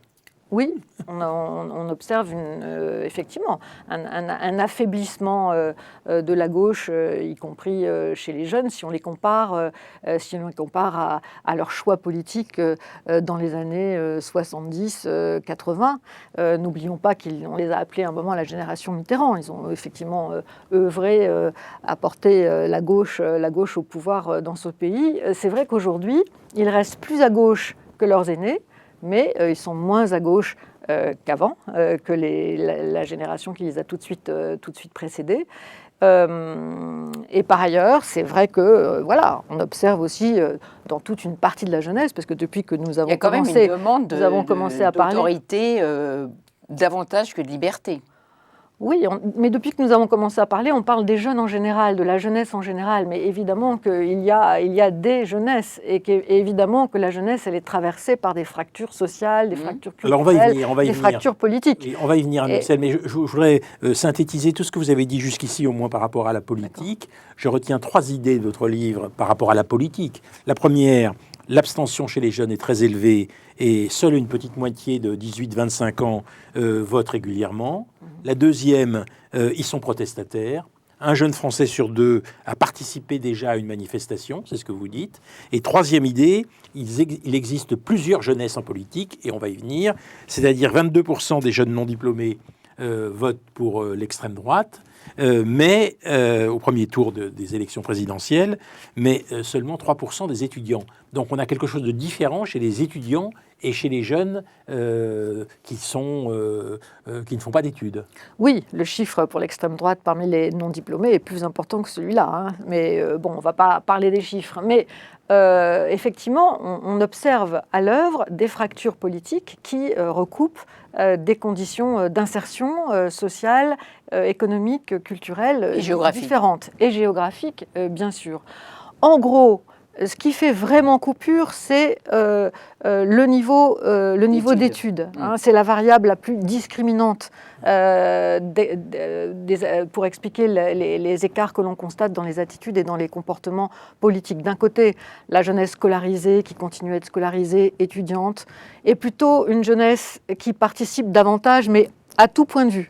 Elle participe davantage au vote, elle participe davantage aux protestations, aux mobilisations collectives et à toute forme d'engagement. La jeunesse non scolarisée, c'est-à-dire des jeunes qui sont rentrés dans la vie professionnelle. Ou sont en quête d'emploi. Ou sont en quête d'emploi, ou dans la vie professionnelle avec des conditions souvent très, très précaires, hein, de reconduction de situations très provisoires. Eh bien, ces jeunes-là, ils ont un lien quand même plus ténu, on va dire, plus distancié aussi, avec toutes les formes de participation politique, que ce soit la participation électorale, mais aussi, on va dire, la participation manifestante pour parler simplement. Et c'est vrai aussi que c'est quand même dans cette jeunesse, en tout cas pour l'attirance pour le vote le péniste, le vote pour le Rassemblement national, il faudrait mettre Zemmour à part encore, c'est encore différent. Mais en tout cas pour Marine Le Pen, c'est quand même dans cette jeunesse-là, effectivement, qu'il y a une attirance. Dans votre dernière étude, justement faite pour l'armée, vous donnez vous tentez une explication en disant que peut-être, pourquoi il y aurait 22% des non-diplômés qui voteraient Le Pen, peut-être parce qu'ils seraient en attente d'une simplification d'un monde trop complexe à appréhender. Vous écrivez ça. Oui, alors c'est vrai que les populistes, d'une façon générale, leur succès s'explique par le fait qu'ils simplifient. Ils simplifient. Ils sont dans des raisonnements manichéens. Ils se posent comme des personnes, hommes ou femmes, providentielles. Ils cherchent un dialogue direct entre eux et les citoyens, le peuple, et donc ils ont tendance à tout simplifier. Il y a les bons d'un côté, les mauvais de l'autre, il y a l'élite d'un côté, et puis il y a eux qui vont évidemment faire autre chose. Alors oui, c'est une simplification du débat. Il y a ordre, désordre. Porté par aussi par des mots d'ordre un peu forts, très simples souvent et simplificateurs. Et c'est vrai que pour une part de la jeunesse, mais c'est pas forcément d'ailleurs la jeunesse la moins diplômée qui peut être plus attirée par cela. On peut aussi trouver dans d'autres segments de la jeunesse aussi une attirance pour de la simplification. Je pense par exemple l'attirance pour les théories du complot, je pense à d'autres personnalités politiques aussi qui peuvent avoir tendance à simplifier les choses. Mais le ressort, c'est celui-là. Ce qui explique aussi ces votes aux extrêmes ou ces votes hors système, parce que si on parle de l'extrême droite, il faut aussi parler de l'extrême gauche, c'est quand même la protestation, c'est porter aussi au travers du vote, c'est-à-dire utiliser un outil de participation conventionnel, le vote, pour finalement exprimer un refus. Et donc finalement exprimer une protestation que d'habitude on exprime en utilisant d'autres canaux que les canaux de la participation conventionnelle, mais des canaux non conventionnels, la manifestation de rue, la mobilisation collective, des boycotts, des signatures de pétitions, toutes sortes d'autres canaux que le vote. Donc ça, c'est effectivement intéressant. Et je crois que ce qui caractérise les jeunes générations d'aujourd'hui, c'est qu'elles sont capables, sans doute plus que les plus âgés, d'utiliser un répertoire d'actions beaucoup plus large. Elles peuvent voter, mais en même temps utiliser d'autres formes d'expression. Et ça, je crois que c'est...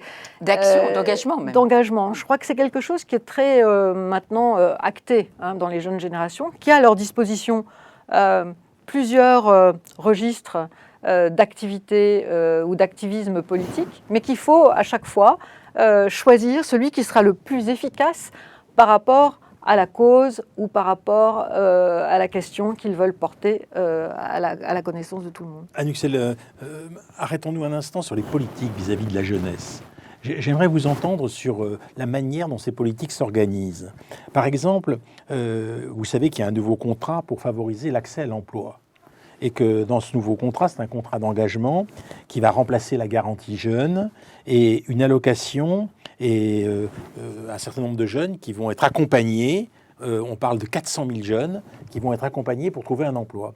Est-ce que vous trouvez que c'est une bonne mesure et que c'est déjà une première mesure politique utile ? Alors, toutes mesures politiques qui en même temps qui en ce moment vont dans le sens d'une meilleure insertion dans l'emploi, je dirais, sont des mesures bénéfiques et des mesures que les jeunes demandent. Les jeunes demandent beaucoup, non seulement à s'insérer, à s'orienter, c'est-à-dire s'orienter au sens se retrouver, être guidés quand même, mais ils demandent aussi à être reconnus pour leurs compétences, reconnus pour ce qu'ils peuvent faire. Ils demandent aussi à ce qu'on leur fasse confiance. Je suis moi frappée en faisant beaucoup d'entretiens sur ces questions, même si moi la question du travail ce n'est pas mon champ de recherche, mais forcément je le croise et on se rend compte que les jeunes sont très demandeurs qu'on reconnaisse leur utilité sociale, ce qu'ils peuvent apporter à la société à partir de leurs compétences. Et on se rend compte qu'on est quand même... En tout cas, la société française est une société où cette question de la confiance faite aux jeunes est assez problématique, voire assez faible. On ne leur fait pas tellement confiance dans le monde du travail, on ne leur fait pas tant que ça confiance à l'école non plus, dans leur formation, on ne leur fait pas tellement confiance pour prendre des responsabilités politiques dans le monde politique. C'est très difficile finalement de faire de la politique quand on est jeune. On ne leur fait pas assez confiance, probablement par rapport à d'autres sociétés. On pourrait pourtant, parce qu'il y a d'autres sociétés qui le font beaucoup plus facilement. C'est ça. Pourquoi est-ce qu'au brevet des collèges, au baccalauréat, dans les examens, les sanctions universitaires, on ne valorise pas l'engagement dans la société, l'engagement humanitaire, l'engagement au service d'une association. Pourquoi est-ce qu'on n'encourage pas des mineurs à s'engager dans les associations, qu'on appelle les juniors associations? Ça pourrait être une politique jeunesse. Ça. Et comme on ne pratique pas cette politique, on constate, ce que vous dites, ce que j'ai lu chez vous, c'est que les jeunes se mobilisent sur des sujets précis en rapport à ça, sur des revendications à court terme qui sont pragmatiques et au fond, ils n'ont pas de vision globale alternative du monde. En tout cas, c'est ce que vous écrivez, hein. C'est pas moi qui le dis, c'est vous. Je voudrais savoir encore à quel moment j'ai écrit ça, parce que ça fait tellement longtemps que j'écris sur les jeunes que le contexte évolue. Mais je suis bien d'accord. Et que l'entrée sur le marché du travail se fait sans véritable choix de construction de carrière à moyen terme. Il se fait souvent par hasard. Souvent, alors justement, est-ce qu'il ne faudrait pas que la politique vis-à-vis des jeunes permette qu'on puisse envisager l'avenir et avoir une vision de la carrière à long terme ? Mais le problème, c'est que les politiques eux-mêmes n'ont pas de vision d'avenir. Qui, aujourd'hui, dans ce pays, parle de l'avenir, du futur de la société vers laquelle on doit se projeter et vers laquelle les jeunes pourraient se projeter. Alors, c'est vrai que c'est probablement très déroutant, et pour les jeunes les premiers, de ne pas finalement savoir où et vers quoi s'orienter, à part une vision court-termiste.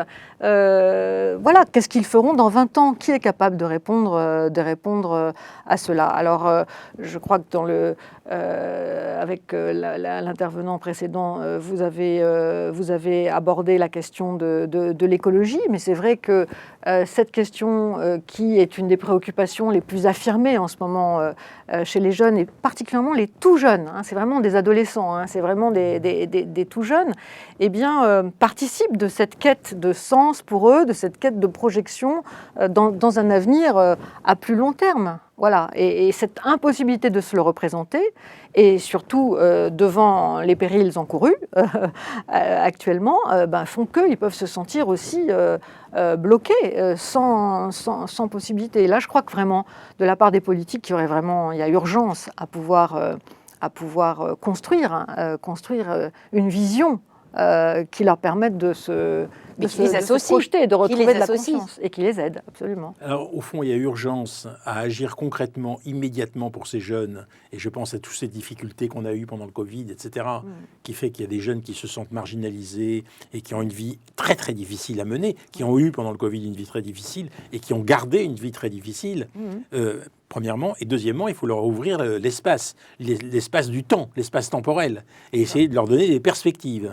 Et là, de ce point de vue, on peut penser qu'il y a quand même un manque de perspectives. On ne leur donne pas ces perspectives. Alors vous dites, qui a ces perspectives? Sans doute personne, mais ça c'est un défaut de notre société. Est-ce que vis-à-vis de la jeunesse, on ne pourrait pas essayer de penser, au fond, un avenir, leur penser un avenir? Je suis bien d'accord avec vous qu'il y a vraiment urgence. D'abord, je pense qu'ils vont pouvoir... faut leur faire confiance aussi. Hein. Je pense qu'ils vont être capables aussi de le faire, l'avenir. Nous, on ne sera plus là, donc c'est eux qui vont le faire. Donc, je pense qu'il y a aussi beaucoup de ressources chez eux qu'on ne fait pas assez connaître. Il y a beaucoup de jeunes qui font plein de choses, qui innovent, qui montent des entreprises, qui s'engagent, qui développent des réseaux, encore faut-il qu'on leur donne les conditions pour le faire. Oui, absolument. Donc ça, Camille Pegny, qui travaille sur la jeunesse comme vous, dit que le temps de l'expérimentation, c'est le temps de la jeunesse. Tout à fait. Donc il faut les aider à expérimenter. Oui. Mais en même temps, expérimenter pour aller où? J'ai l'impression que la question du sens reste absolument décisive, non? La question du sens est absolument centrale. Les jeunes sont en quête de sens, c'est clair, peut-être en première ligne, mais je pense que d'une façon plus générale, dans nos démocraties occidentales, un petit peu perturbées, telles que nous les connaissons aujourd'hui, remises en cause, au travers de cette remise en cause de la représentation politique, eh bien c'est aussi le signe qu'il y a une panne d'avenir, une panne pour penser l'avenir. Et qui entend-on le plus là-dessus? Eh bien, c'est éventuellement les collapsologues ou toutes les personnes qui disent qu'on va vers nulle part, qu'il n'y a pas de futur. Voilà. Bon, je crois que les jeunes ont raison aujourd'hui de rappeler l'urgence non seulement pour retrouver du sens, on retrouve ce que je disais tout à l'heure, c'est-à-dire ces deux moteurs chez eux, à la fois le moteur de l'idéal, des valeurs, de leur quête effectivement de sens, qui est très importante pour eux, et de l'autre, quand même, leur pragmatisme, leur souci d'action concrète pour faire avancer les choses. Et je pense que ça, c'est un bon cocktail, si j'ose dire, pour qu'ils soient des citoyens demain, je pense, peut-être plus responsables que ceux qui les ont précédés, ceux et celles qui les ont réenchanter précédés. l'avenir.